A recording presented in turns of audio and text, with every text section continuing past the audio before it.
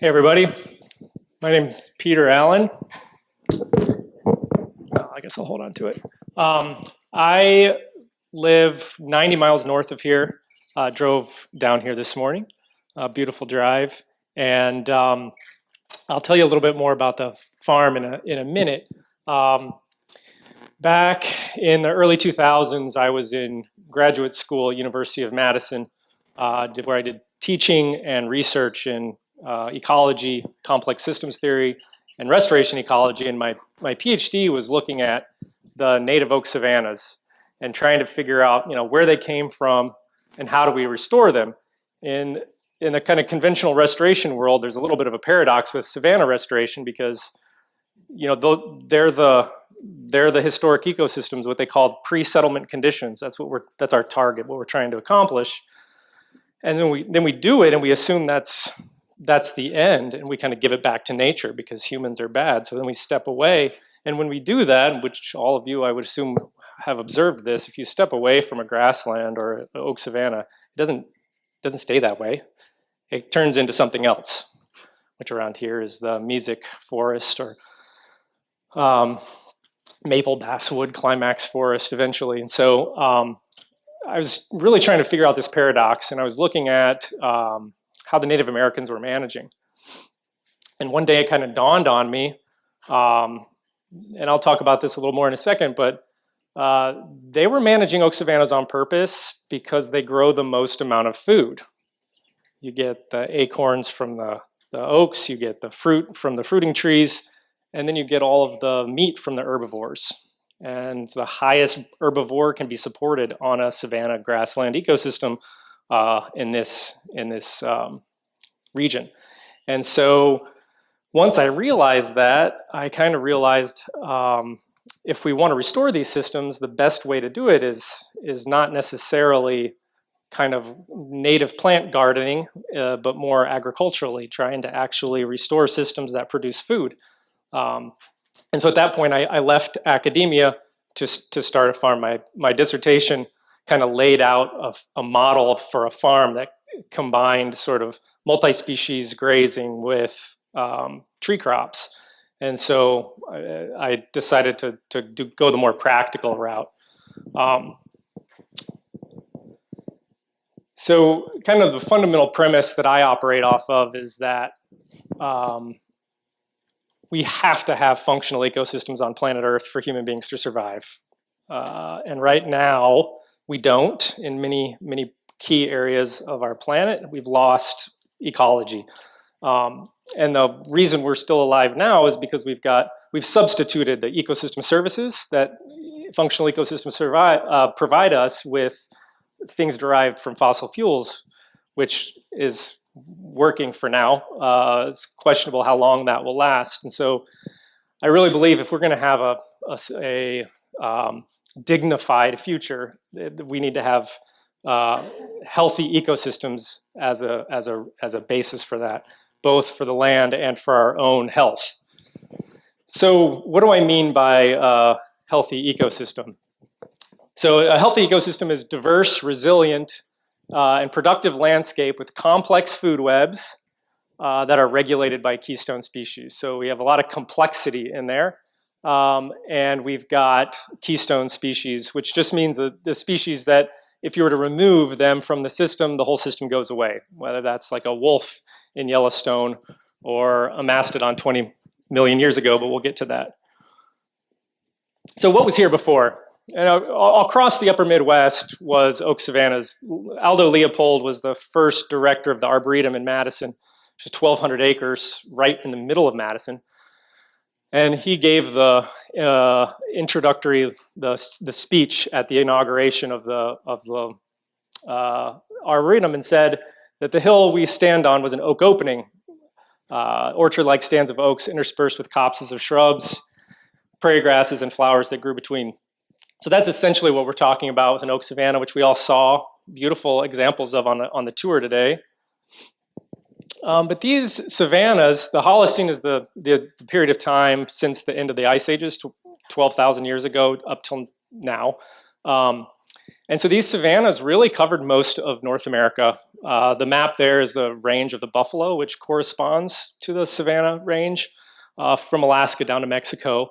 There was also savannas going all the way up the eastern seaboard, across the Rocky Mountains, down into the Central Valley of California. This map, there weren't buffalo in California as much, but there were the grassland savannas down there managed by Native Americans there. And for 10,000 years, those savannas were managed intentionally by human beings to produce food.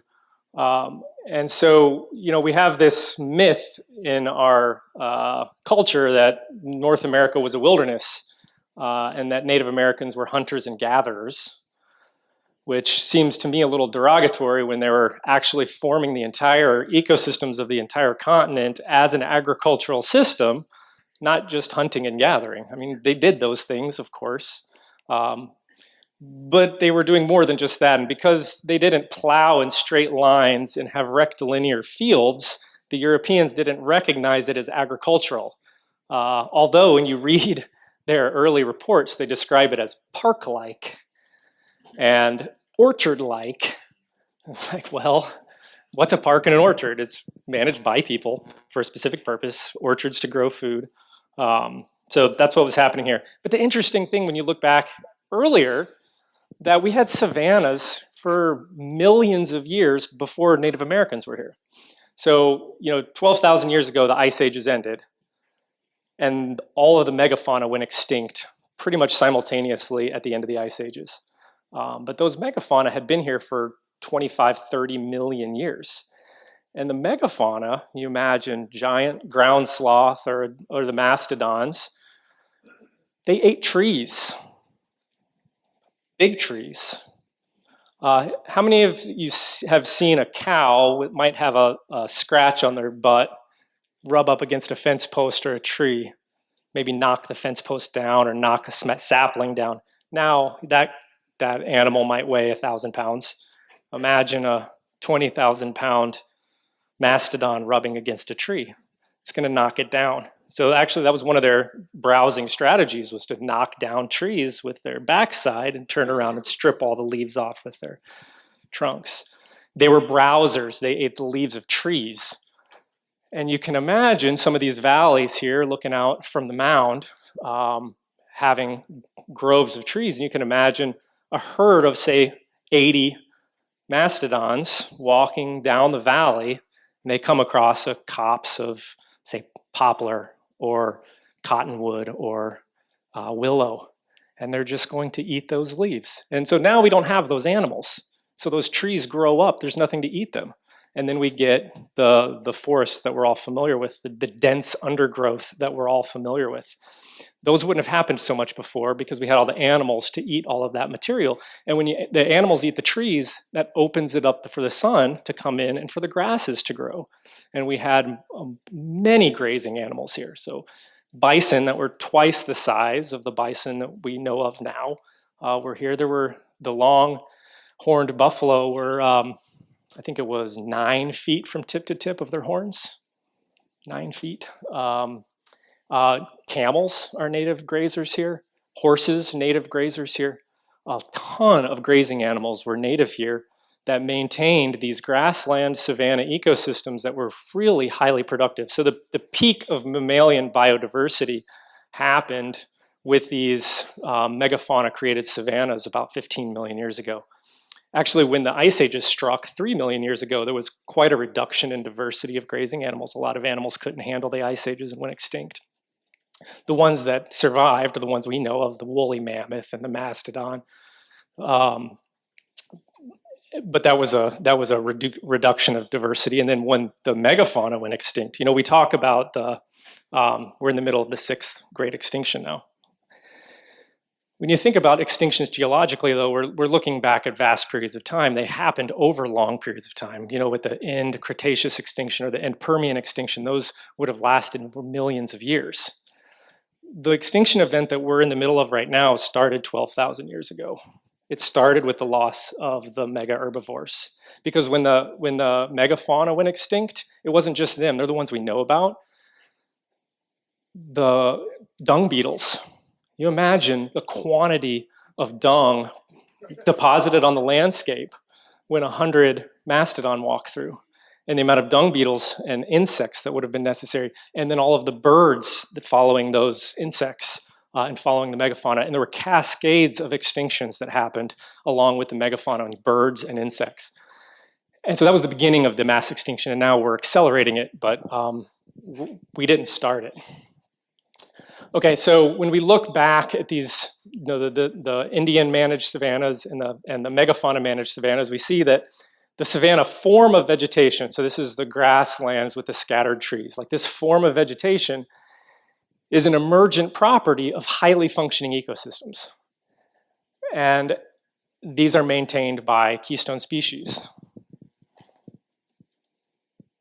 So is that us now? I mean, we see healthy ecosystems need keystone species, whether that's megafauna or Indians burning. That was their primary mechanism for holding back vegetation growth, or what we can do now, which is kind of what I'll talk about. So this is an outdated picture. We actually have 4 kids now, but I don't think I have a picture of all of us together. That's actually quite difficult to do. And so our farm is in Southwest Wisconsin, not as southwest as here though. I always say Southwest Wisconsin, but now I'm actually in Southwest Wisconsin. We're on the Kickapoo River, right in the heart of the driftless area, 90 miles north of here. We have about 220 acres. Most of it is, well, it's about half wooded hillsides, half valleys, ridges. We got a little bit of about 40, 50 acres of tillable, all that we've put into native prairie that we graze and hay. We manage with animals, which I'll get into. When we first started, my wife and I had 2 missions. One was to do the restoration and the raising the animals. The second one was to just figure out, we were both raised in cities with all the conveniences of modern life, and we kind of wanted an experience of like, well, what was life like for 99% of human beings that had come before us? Chop wood and carry water. So that's what we did. We bought vacant land without any dwellings on it. We pitched a tent. We built a little yurt out of saplings that I cut. But then we got pregnant with a kid. And my wife is pregnant. I'm like, I don't think the yurt is the best place to have a kid. So I got a little bandsaw mill and started cutting down trees and built a little cabin up there in the corner where we had our first 2 kids. And then I started building a proper house, which we just moved into last year. It's really nice. It has running water, which is amazing. Running warm water. If you've lived for an extended period of time without running water, especially running hot water, you put your hands under running hot water, and it's just like, it's a miracle. It's amazing. So anyway, one of our missions is to figure out, well, what does it mean to really be a human being on the land? So I built our own house from scratch and did all that. It took 7 years. Our primary economic activity is selling meat. We sell direct market meat. We raise grass-fed beef. You guys saw the adaptive multi-paddock grazing systems today. That's what we do and have always done. And when we do multiple species, so when you do multi-species grazing, it is usually, at least in my experience, very difficult to have one vantage point with a camera where you can get lots of the species all in one picture. So this is one of the few that I have that have cows and pigs. There's broiler chickens in those little hoops there, and then you can see the sheep and goats up on the hill behind our little remnant oak savanna up there. We breed red Devon cattle, which we just love. We've had them from the beginning. We really like that breed a lot. They do really well on our pastures, and the more we develop the genetics, the better they perform and the better they do, which is really fun to watch. There's a group of steers, fat and slick in the summer. We use pigs to disturb land when I feel like it could use a little disturbance. This is another one we've got, hey, pigs and turkeys and cows in the same picture. Kind of cool. We do sheep and goats. The goats we use to manage brush. The sheep we sell for meat, but also for the fiber. It used to be that everybody wore wool, and wool was actually valuable. I talked to my neighbor, he's in his 70s, and when he was a kid, he was the richest kid in town because he had 8 ewes that he shorn and sold the wool. There was a wool market in the town of Viola, a town of 300 people. There was a wool market. Those days are long gone. Now, and since World War II, it's costs more to shear a sheep than the wool on that sheep is worth. So it's an expense, which is why everybody has the hair sheep now, because you don't have to shear them. We still like the wool sheep because we like wool. We live in Wisconsin. It gets cold. Wool is really nice to wear in the winter. So my wife knits sweaters and pants and everything for the kids, which is really nice. Whoops. Wait. It's going the wrong direction. Okay, we use the small ruminants primarily to help us open up the woods. When you talk about what's a savanna, it's somewhere between 10 and 40% canopy cover of trees. And when you look at the satellite image of our farm, we're like 50-50 trees and grass, but they're in different places. It's either 100% canopy cover woods and then pasture with no trees on it. So what we're doing is, getting trees regenerating in the pasture. Sometimes we plant them, sometimes we just let nature regenerate them for us. We're actually getting a lot of spontaneous honey locust regeneration in our pastures, which I'm pretty happy about, except in areas that I know I need to take the tractor because those thorns can take your tires out. But then we use the sheep and the goats to help us clear out the woods. And they're phenomenal at their ability to transform forbs and woody vegetation, and where we can get in there and turn it back into grassland, back into pasture. We use livestock guardian dogs that are bonded to our flocks that keep them safe, because we do have quite a few coyotes. We do pastured poultry, so we have birds out on pasture. This is actually in one of our prairie restorations, and the chickens have a lot of food to eat. Chickens aren't grazers, right? They don't have ruminants. They're actually, when you watch them out there, they're carnivores. They eat insects. And so we time our broilers to coincide when they're getting big with the peak grasshopper and cricket populations in our pastures. And that works out really well. I can cut our feed bill down by more than 50%. And so we package all our meat together in a CSA. So we sell, it's like a monthly subscription program: beef, pork, chicken, lamb, customizable. We have customers that sign up, and we get a bag of meat to them once a month, and they just stay with us because it's good meat. And we ship regionally, so it's available kind of in the upper Midwest. We also do some local delivery as well.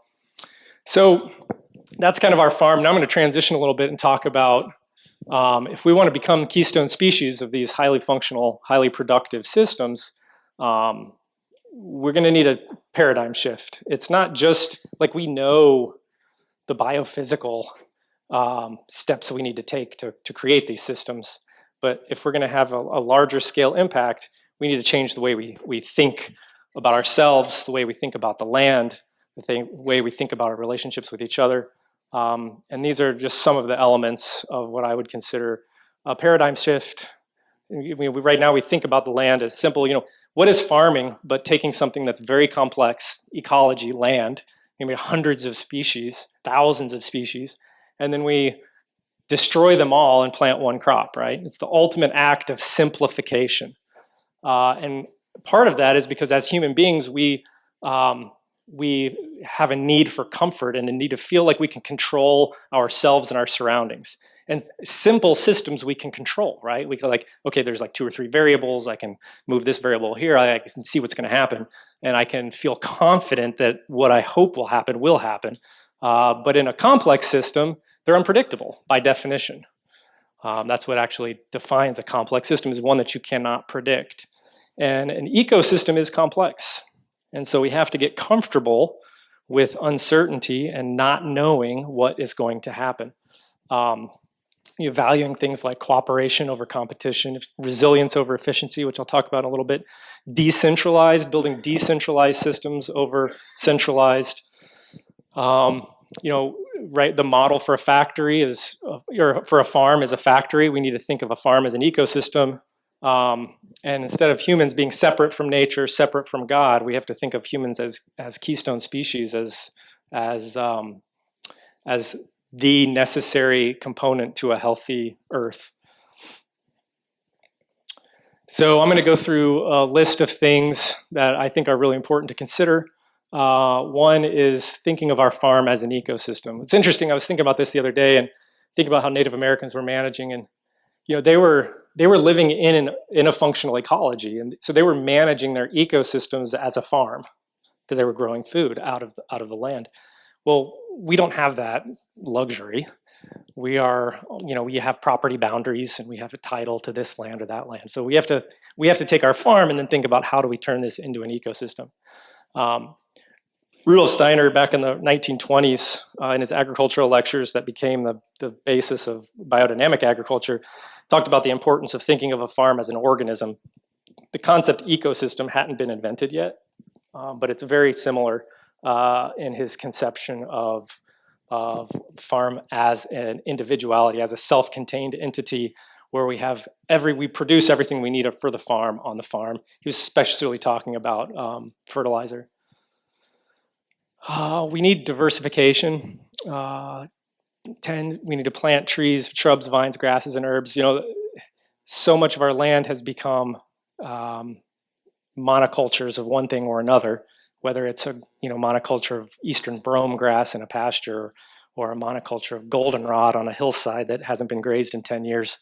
And we really need more diversification. But the really cool thing is we live in this time where you can get online and just order seeds or bare root stock or plugs of 1,000 different species you can have delivered to you in a week or 2 days. I mean, it's just amazing. We live in this time that's unprecedented in our access to resources and the ability to actually change the land and to foster new. We can't the ecosystems going forward are not going to look like what they used to be. They're going to be novel no matter what we do. There's no option of going backwards. We can only go forwards.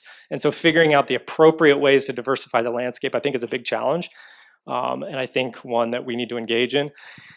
And then once we have stuff on the land, we need to be working on breeding individuals' genetics that are robust, productive, disease-resistant, vibrant, delicious, locally adapted, because all the genetics we have access to are bred for productivity. They're bred for being shelf stable. They're bred for efficiency of harvest or efficiency of cultivation. They're not bred for all of these things, which I think are probably more important at the local scale. I was having dinner with a archaeology professor at UW-Madison while I was there, and we were talking about what was happening. There was a lot of upheaval in the 11th to 12th century in the Midwest among Native Americans. We were kind of hashing through that, and she was telling me about some research they had found bones of a guy in Wisconsin, and they determined he was from Florida, and he had come up to Wisconsin for some reason and had died. And I was like, well, how in the world, looking at his bones, can you tell that he's from Florida? And she's like, oh, that's really easy. We look at the proportion of trace mineral elements in the bones, and every bedrock has a slightly different proportion of trace mineral elements. And so when you live in a place your whole life and you're eating food from that place, all of the food that you eat has that proportion of trace mineral elements in the food. And when you eat that, you have that proportion of trace mineral elements from the rock under your feet in your bones. And so you can look at the bones of somebody and say, oh, that person's from the high calcium soils in central Florida, or this person's from the granite bedrock of northern Vermont.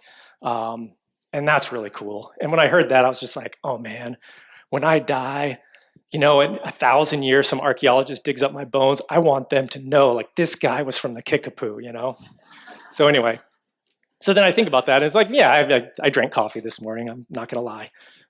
That came from South America. My mineral content's going to be a little off, but maybe they can rounding error kind of triangulate where I'm from. So that's just one element of thinking of ourselves as native to this place. We are Americans. We are from America. This is our place. We need to grow some of our own food. I made this presentation on a Mac, so I apologize for some funkiness with images and text. Even if it's just a little bit, I think there's a spiritual dimension to growing your own food and consuming something that you grew and getting your hands in the soil. And it's funny, like a lot of the farmers around me, they have access to hundreds or thousands of acres, but they don't grow any of their own food.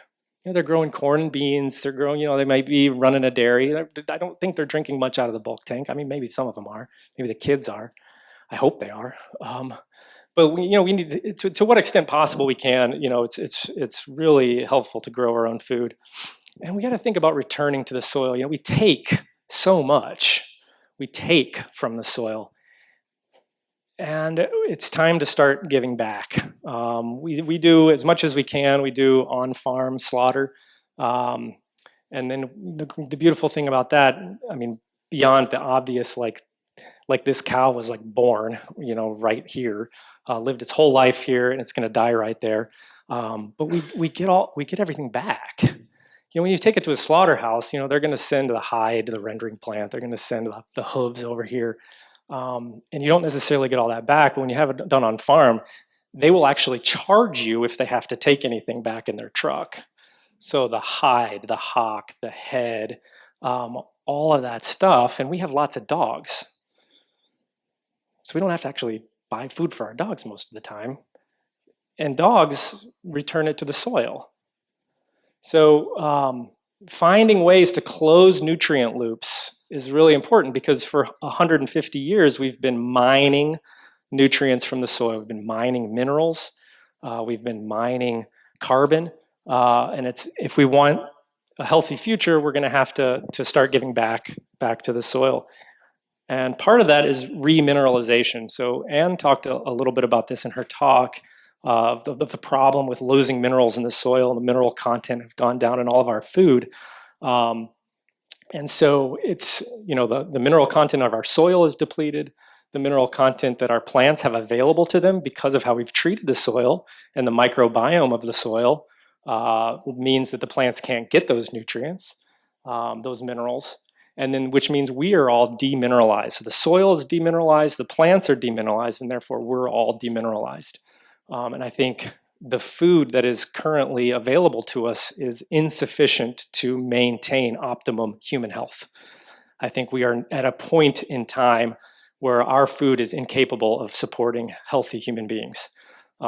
That's an average, most food for most people. And so we need to take some responsibility for, nourishing ourselves. And in my mind, one of the best ways to do that is with bones and bone broth for human remineralization, and then bones for the soils. I'm sure most of you have been on a hike in the woods and you come across, say, a skeleton of a deer that had died, or a raccoon or something. And bones are very recalcitrant. They're full of minerals, but they don't just give it back to the soil. They just sit there on the surface of the soil. They'll bleach in the sun. They'll be there for 100 years.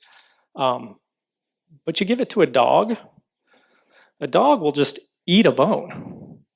Those minerals are going back into the soil in a very rapid time frame relative to just leaving bones out on the soil. So if I can't sell bones to my customers for them to make bone broth, then I feed them to my dogs, and they put the minerals back in our soil. And through these processes, we need to be building soil. So the best way we know to build soil is with livestock and high-density grazing systems. And so that's what we need to be doing. I was doing a little math in the talk this morning, talking about how in nature, it can take 500 to 1,000 years to build an inch of soil. And so it's interesting, in this part of the world, the glaciers came and basically wiped clean, gave us a clean slate 12,000 years ago, and left the glacial till, the gravel. So there wasn't topsoil then. But this area is the breadbasket of the world. So something happened in the last 12,000 years. And what it is this process of animals building soil. So there are places in Illinois, not far from here, where 20 feet of topsoil was measured. 20 feet of topsoil on top of glacial till, right?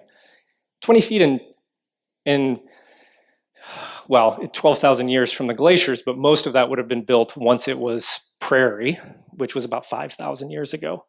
So that's pretty fast. You can build soil pretty fast with these systems, and that, they weren't trying to build soil necessarily. They were trying to grow food, but the byproduct of them growing food was the massive accumulation of what scientists would call a mollisol, or a grassland soil. But it was an anthropogenic soil. It was because the Indians were burning the prairies to bring in the bison, and that cycle of burning and grazing built the topsoil of the upper Midwest, which is why we have corn and bean fields everywhere. Like, we're mining the accumulation of inheritance, and we've lost our inheritance, and now it's time to build a new inheritance for future generations. This slide is like mostly for my own benefit, because if you're a farmer working on the land, you're probably pretty independent, right? Don't ask for help very much. I know I don't. And so, but like, none of us can do this on our own, right? Like, this is not something that any one person can do. Like, we're at a point in time where, like, we have to start working together if we're going to make any meaningful, lasting change. Like I said before, embracing complexity, being really comfortable with uncertainty, and figuring out strategies for dealing with uncertainty, and for how to be adaptive and constantly, expecting the unexpected, and figuring out how to weave with, things are changing faster now than they ever have before, and so if you're not comfortable with uncertainty, like, the next few years are probably going to be pretty hard on you. So just as a little warning. This concept, Mitakuye Oyasin from the Lakota, Dakota, like, we are all one, we're all related, we're all kin. A native scientist, Enrique Salmon from the Pacific Northwest, developed this concept of kin-centric ecology. This notion that, like, all of life is related, and we can't, unless we consider that and consider our relations to all of the different species, we can't maintain a healthy, coherent whole. We need to be conscious of our connections with all species, even if we don't know what they are. We might not understand the role that, a grassland sparrow plays in the functioning of our pastures, but we would be probably not very wise to assume that it has no role, right? And so even Aldo Leopold talked about the most important part of intelligent tinkering is you don't disregard any part. You keep a hold of every part. The Dine, or the Navajo in the American Southwest, have this concept of hosho, which is to walk in beauty. In their cosmology, the Creator gave us all of this this dictate that we must walk in beauty, that we must leave the world more beautiful than we found it.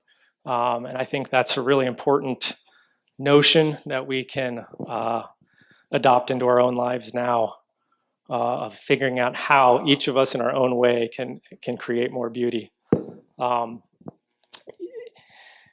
There's always a trade-off between efficiency and resilience. So anytime you increase the efficiency of one element in a system, you're by definition going to be decreasing some element of resilience. And this is a trade-off that most people don't really recognize. And you'll hear people say things like, we're doing things to increase efficiency and resilience. And it's like, yeah, you gotta be really careful with that, because there's always a trade-off with increasing efficiency. And then we need some efficiency. If you're a farmer, you're selling something, you've gotta have some processes that are efficient. But we always have to be mindful of what those trade-offs are in resilience. And the optimum balance that we're looking for is the maximum amount of efficiency that we need, without sacrificing too much resilience. So like a crop field is extremely efficient, right? It's like the most efficient land use And a closed canopy forest is extremely resilient, but like not efficient at all. You can't grow anything there. And so we're trying to do this balance where we can have both some efficiencies, but more resilience. We want to eat the products of our ecosystem. You know, we talked about the loss of minerals in our food, but that's food that's grown in agricultural soils. You go out and harvest nettles from a ditch, I promise you, those things are going to have more minerals than any plant that you can buy in a grocery store. And they're delicious. I mean, my kids just go out and eat them raw. The tips, actually, if you eat them raw, they won't sting you. Just the new growing tips.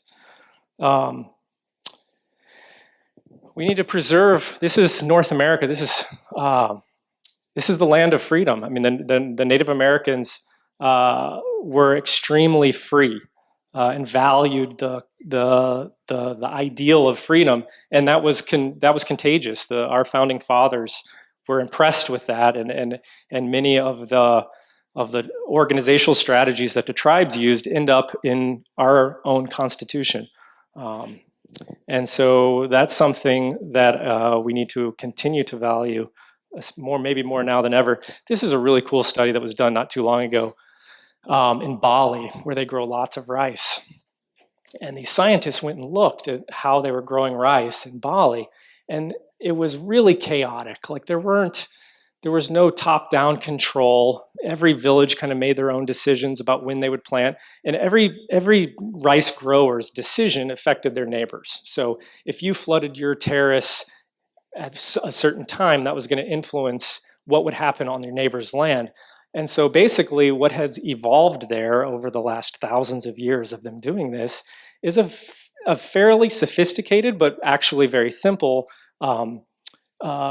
set of rules that everybody agrees to follow. It's like 3 rules. And it's like, you know, at a certain time of year, if conditions are this way, then you flood. And you let your ducks out at this specific time when these certain factors. And it turns out, as long as everybody follows these 3 pretty simple rules, you get this large-scale optimization of yields that you could never get under a centralized system. If you had one farmer that was just going out and doing one thing everywhere, it would be a disaster. You would get much lower yields because you'd have all these disease problems and all of these other issues.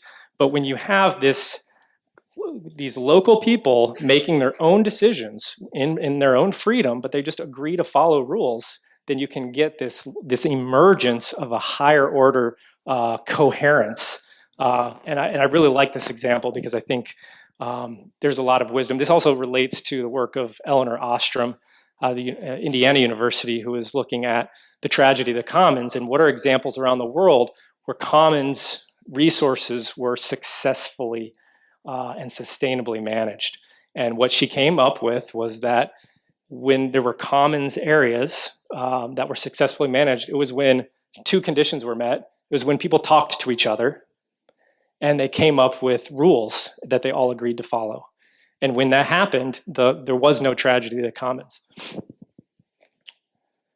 It's important to remember that, like, you know, it's kind of abstract, like this idea of keystone species, but like we're all keystone species every day. We eat 3 meals a day, most of us, most of the time. We had a visitor from Africa recently, and he was like, I can't believe you guys eat 3 meals a day. And my wife is like, don't tell them that the kids eat snacks. You know, like they eat like 5 meals a day. Anyway, I did some rough math on this, and every time you eat a meal, you're sending a signal to the marketplace. You're like, grow more spinach, grow more whatever you're eating, grow more ice cream, which I'm all for. But in our lifetimes, on average, depending on our diets, we are going to impact 40 to 80 acres of land.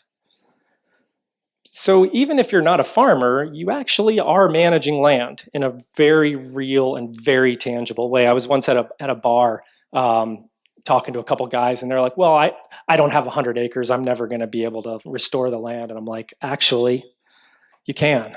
3 meals a day adds up, and it makes a huge difference what you eat is what happens on the land. And we all need to take responsibility for that.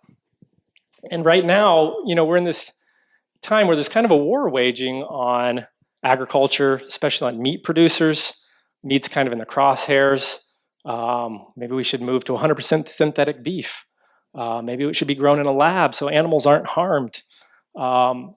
Maybe we should shut down farms because they have a high carbon footprint.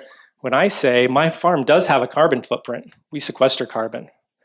So we should be maximizing our carbon footprints. We shouldn't be minimizing our carbon footprints. We should be maximizing the amount of land that we restore with our food, not trying to minimize the bad thing. Well, it's not bad to minimize, the bad things, but instead of thinking of it as minimizing our footprints, we should be thinking about it as maximizing our footprints of the positive that we're doing on the land. There was more meat produced in North America 500 years ago than there is today. Buffalo, elk, deer, turkey, all in much larger volumes than we have today. There's more meat on the hoof in buffalo than we have in our cattle herds in North America right now. And guess what? They didn't have any corn or beans. It was grassland. It was savanna ecosystems that were highly functioning, highly healthy soils that were producing an immense quantity of food. So it is possible. It is possible. So what do I see as sort of the elements of a regenerative future that we can all kind of be working towards? Grass-fed meats and dairy are the sort of the cornerstones of a healthy landscape and a healthy human diet. No-till vegetables that we can really build soil that way. Growing crops on trees, integrated into these ecological systems. Moving more towards herbal medicine. We need to be growing our own clothing. Whether that's hemp or flax or my preferred, which is wool. We need to decentralize all of our major systems, food, energy, medical, communication systems. We need buildings that make sense. I look around, I built my own house and I was careful about which direction it faced and where the windows were and where the insulation was.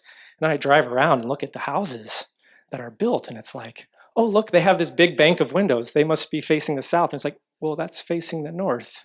Huh. Why do they do that? I mean, it's just crazy. We need reasonable buildings. We need, all this crap that we get from China and Amazon. It just is all falling apart. It doesn't last. I've got tools that are 80 years old that still hold up. And then you buy a new tool and it breaks down 2 weeks, 2 months, 2 years later. It's horrible. We need good tools. We need good manufacturing on this continent. We need appropriate technology. And then we need to figure out developing these emergent local systems through shared values, talking to each other, and having a shared rural systems. So that is my presentation. Here's my contact information. Feel free to reach out. We've got a website. Lindsay, who's talking next, her and I teach some courses. You can find out about Mastodon Valley Farm School. I have a Substack where I write down a bunch of stuff about savannas. You're welcome to check out. And yeah, does anybody have any questions?